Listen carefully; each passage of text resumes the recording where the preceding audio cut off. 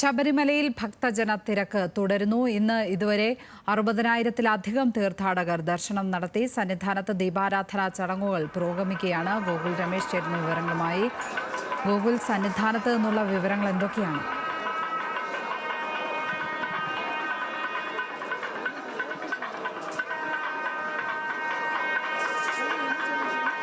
ലക്ഷ്മി സന്നിധാനത്ത് ദീപാരാധന ചടങ്ങുകൾ പൂർത്തിയായിട്ടുണ്ട്. ഇപ്പോൾ പുഷ്പാഭിഷേക ചടങ്ങുകളിലേക്ക് സന്നിധാനം കടന്നിരിക്കുകയാണ്. നിലവിൽ സമാനമായി തന്നെ ഭക്തജന തിരക്കും വർദ്ധിച്ചുകൊണ്ടിരിക്കുകയാണ്. കഴിഞ്ഞ ദിവസങ്ങളുടെ തുടർച്ചയെന്നോണം തന്നെ തീർത്ഥാടകരുടെ എണ്ണം വർദ്ധിച്ചുകൊണ്ടിരിക്കുകയാണ്. നിലവിൽ 6 മണി വരെയുള്ള കണക്കുകൾ പ്രകാരം 65,540ഓളം തീർത്ഥാടകർ ശബരിമലയിൽ ഇന്നത്തെ ദിവസം ദർശനം നടത്തി മടങ്ങിക്കഴിഞ്ഞിട്ടുണ്ട്. ഒപ്പം വൃശ്ചികം 1 മുതൽ ഇതുവരെയുള്ള ദിവസങ്ങളിലുള്ള തീർത്ഥാടകരുടെ എണ്ണം 8,30,000 കടന്നിരിക്കുകയാണ് എന്നുള്ള കണക്കുകളും പുറത്തു വരുന്നുണ്ട്. ഒപ്പം പ്രതിദിനം ശരാശരി 70,000 തീർത്ഥാടകരായിരുന്നു ആദ്യ ദിവസങ്ങളിൽ വന്നിരുന്നതെങ്കിൽ കഴിഞ്ഞ 2-3 ദിവസങ്ങളിലായിട്ട് അത് 80,000-ത്തിലേക്ക് സംഖ്യ ഉയരുന്നതായിട്ട് നമുക്ക് കാണാനായിട്ട് സാധിച്ചിട്ടുണ്ട്. ഒപ്പം വിർച്വൽ ക്യൂ ബുക്കിംഗ് കൂടാതെ സ്പോട്ട് ബുക്കിംഗ് വഴി എത്തുന്ന തീർത്ഥാടകരുടെ എണ്ണവും വർദ്ധിച്ചിട്ടുണ്ട്. സ്പോട്ട് ബുക്കിംഗ് വഴി ശരാശരി 10,000-ത്തിൽ താഴെയായിരുന്നു അല്ലെങ്കിൽ ആദ്യ ദിവസങ്ങളിലൊക്കെ വന്നിരുന്നെങ്കിൽ ഇപ്പോൾ 10,000-ത്തിന് മുകളിലേക്ക് സ്പോട്ട് ബുക്കിംഗ് തീർത്ഥാടകരുടെ എണ്ണവും ഗണ്യമായിട്ട് വർദ്ധിച്ചിരിക്കുകയാണ്. ഇന്നലെ അടക്കം 12,000-ത്തോളം തീർത്ഥാടകർ സ്പോട്ട് ബുക്കിംഗ് വഴി മാത്രം ശബരിമലയിൽ എത്തിയിരുന്നു.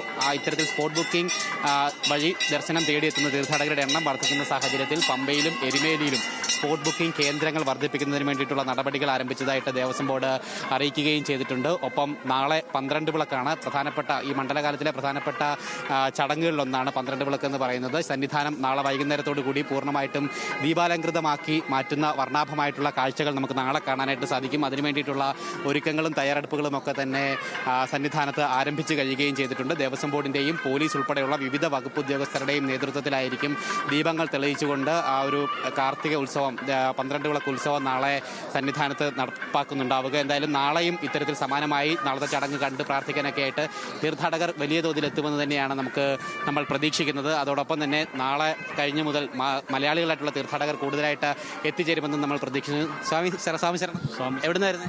ഞങ്ങൾ നേരുമംഗലം ഇഞ്ചത്തൊട്ടിയിൽ നിന്ന് വരുന്നത്. ആണല്ലേ, എങ്ങനെയുണ്ട് മലകയറിയിട്ട്? മലകയറിയിട്ട് അത്യാവശ്യം നല്ല തിരക്കുണ്ട്. ദൈവാനുഗ്രഹമുണ്ട്. ചെറിയൊരു മഴയുണ്ടായി, നനഞ്ഞ് ഇത്രത്തോളം എത്തിപ്പറ്റി.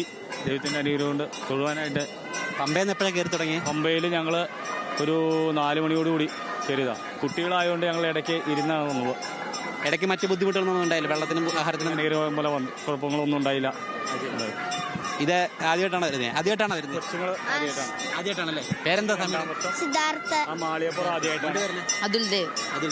ആദ്യമായിട്ടാണ് വരുന്നത്? രണ്ടാമത്തെ പ്രാവശ്യമാണ് വരുന്നത് അല്ലേ? എന്തായാലും തൊഴുക, നേരെ തൊഴുക. എന്തായാലും തീർത്ഥാടകരുടെ ഭാഗത്തു നിന്നുള്ള പ്രതികരണമാണ് ലക്ഷ്മി നമ്മൾ കേട്ടത്. അവര് ഇന്നിപ്പോൾ ചെറിയ കാലാവസ്ഥയുടെ ഒരു ചെറിയ പ്രശ്നം ഉണ്ടായിരുന്നു. ഇന്ന് മഴയുണ്ടായിരുന്നു സന്നിധാനത്ത്. ഉച്ചയ്ക്ക് ശേഷം അത്യാവശ്യം നല്ല രീതിയിൽ മഴയുണ്ടായിരുന്നു. മഴ പെയ്തത് തീർത്ഥാടന മലകയറ്റത്തെ ചെറിയ രീതിയിലൊന്ന് ബാധിച്ചിട്ടുണ്ടെങ്കിൽ കൂടിയിട്ടും ഇപ്പോൾ മഴ ഒന്ന് തോർന്നു നിൽക്കുന്ന സാഹചര്യം ഉണ്ട്. ഒപ്പം നമ്മൾ സൂചിപ്പിച്ചു വന്നത് 12 വിളക്കിന് ശേഷം കൂടുതലായിട്ട് മലയാളി തീർത്ഥാടകർ സന്നിധാനത്തേക്ക് എത്താറുള്ള പതിവ് കഴിഞ്ഞ വർഷങ്ങളിലൊക്കെ ഉണ്ടായിരുന്നു. ഈ വർഷവും അത് തുടരും എന്ന് തന്നെയാണ് പ്രതീക്ഷിക്കുന്നത്. കാരണം 12 വിളക്കിന് ശേഷം, അതായത് വൃശ്ചികം 1-ന് മാലയിട്ട് ഒരു 10 ദിവസം 12 ദിവസം കഴിഞ്ഞതിന് ശേഷമാണ് മലയാളികളായിട്ടുള്ള തീർത്ഥാടകർ കൂടുതലായിട്ട് ശബരിമലയിലേക്ക് എത്തിത്തുടങ്ങുന്നത്. എന്തായാലും ആ മലയാളി തീർത്ഥാടകർ കൂടുതലായിട്ട് എത്തിച്ചേരുന്നത് മൂലം ഉണ്ടാകുന്ന തിരക്ക് കൂടി നിയന്ത്രിക്കുന്നതിന് വേണ്ടിയിട്ടുള്ള സംവിധാനങ്ങളും സൗകര്യങ്ങളും സജ്ജീകരണങ്ങളും ഒരുക്കാനായിട്ടുള്ള നടപടികൾ ദേവസ്വം ബോർഡ് ആരംഭിച്ചിട്ടുണ്ട്. പ്രത്യേകിച്ച് സന്നിധാനത്തടക്കം വിരിവെക്കുന്നതിനടക്കം കൂടുതൽ സൗകര്യങ്ങൾ ഉൾപ്പെടുത്തിക്കൊണ്ട്, പ്രത്യേകിച്ച് കാലാവസ്ഥയുടെ ഒരു പ്രശ്നം കൂടി നിലനിൽക്കുന്നുണ്ട്. മഴയൊക്കെ പ്രതീക്ഷിച്ചുകൊണ്ടുള്ള സംവിധാനങ്ങൾ, വിരിവെക്കുമ്പോൾ അവർക്ക് നനയാതിരിക്കുന്നതിന് വേണ്ടിയിട്ടുള്ള ജർമ്മൻ പന്തലുകളടക്കം ക്രമീകരിച്ചുകൊണ്ടുള്ള ഒരു തീർത്ഥാടനം തന്നെയാണ് ഈ വർഷം ദേവസ്വം ബോർഡ് ഒരുക്കിയിരിക്കുന്നത്. എന്തായാലും എല്ലാ രീതിയിലും മികച്ച രീതിയിൽ തന്നെ തീർത്ഥാടനം പുരോഗമിച്ചുകൊണ്ടിരിക്കുകയാണ്. സന്നിധാനത്ത് നിന്നും വിവരങ്ങൾ നൽകിയത്.